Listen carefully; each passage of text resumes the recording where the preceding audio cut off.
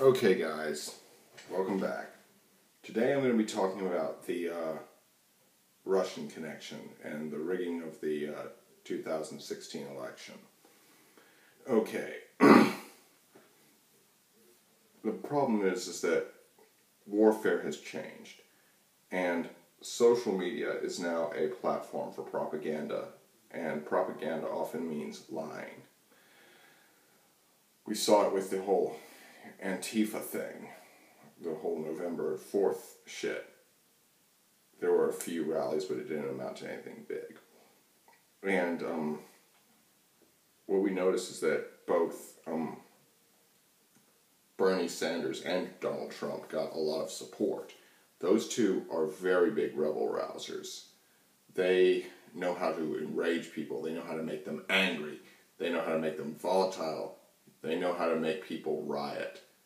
And they might, hell, if Bernie Sanders had gotten the nomination instead of Hillary, we would have had a lot of riots, and maybe even, there's even a small but very noticeable possibility of a civil war. I doubt it would have come to a civil war, but it might have. And now, 13 people have already been indicted. I mean, the Russians were coming over here, and they were pretty smart about it. They came over here and they sent their agents to just start all these memes and all that stuff. This is just alleged. Nothing's been proven in a court of law yet. However, going online, creating all these memes, tampering with an election, that's political warfare, an act of war. You use propaganda. You use nowadays social media, and you use diplomacy to get what you want, not to mention political repression and all that shit. And, granted, you may have seen my comical video about how the Russian guy was like, me doing a Russian accent, going, "Oh, we are all very happy that Donald Trump is your president. Vladimir Putin threw huge party in streets of Moscow. Celebrations all over the country from, Kaliningrad all the way to the far corners of Siberia." And all of that jazz. I was just trying to be funny, but, in that video, but this gentleman and ladies is some serious shit. Because, granted, it seems like they're playing both sides. They're, starting up propaganda for, both left and right-winged groups.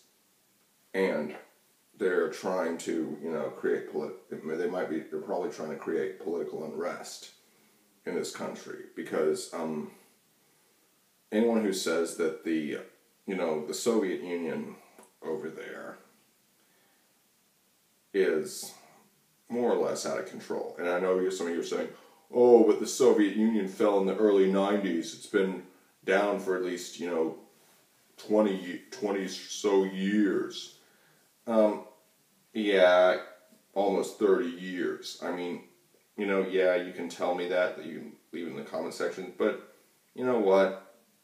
Don't tell me all this to me, okay? Do not tell me this. Tell it to Vladimir Putin, because I'm not sure he'd believe you. And the thing is Russia is already on the march.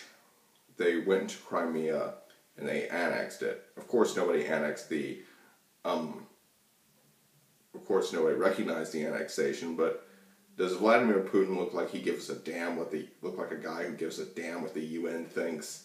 Hell no! He's still going, and he doesn't want anybody fucking him up. And it's a great thing for him that Donald Trump has such a fetish for Imperial Russia. Believe me, that guy does. Have you seen his apartments? And this will test Donald Trump to his core. Is he the Iron Man that he portrays himself as? as the guy that won't take any shit, or is he just a little pussy? We don't know. And I think we'll start to see in these coming few days.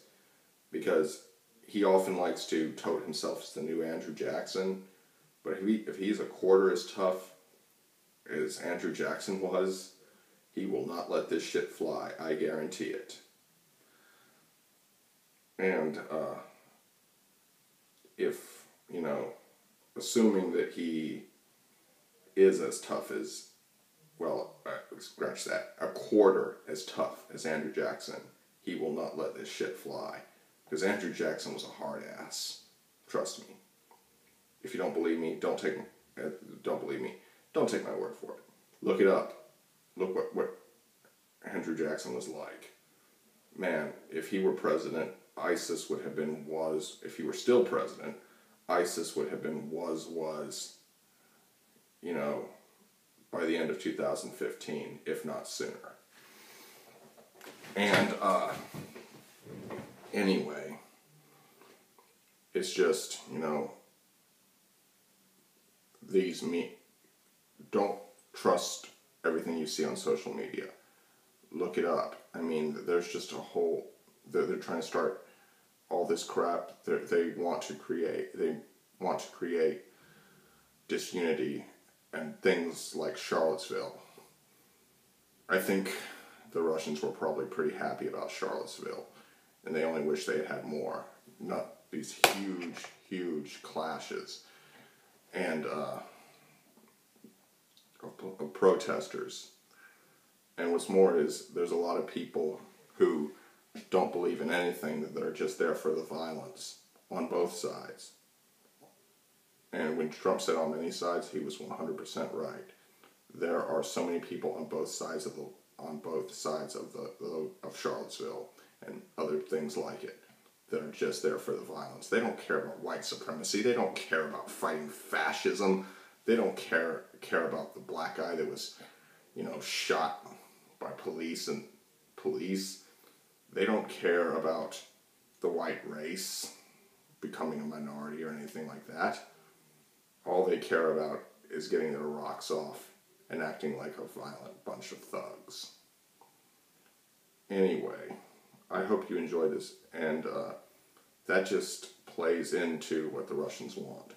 So anyway, I hope you enjoyed this video. Like, comment, share, and subscribe. Peace. For now.